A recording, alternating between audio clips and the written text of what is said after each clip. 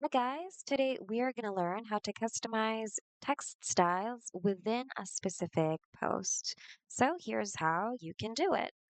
On your site's dashboard, go to blog on the left and go to posts.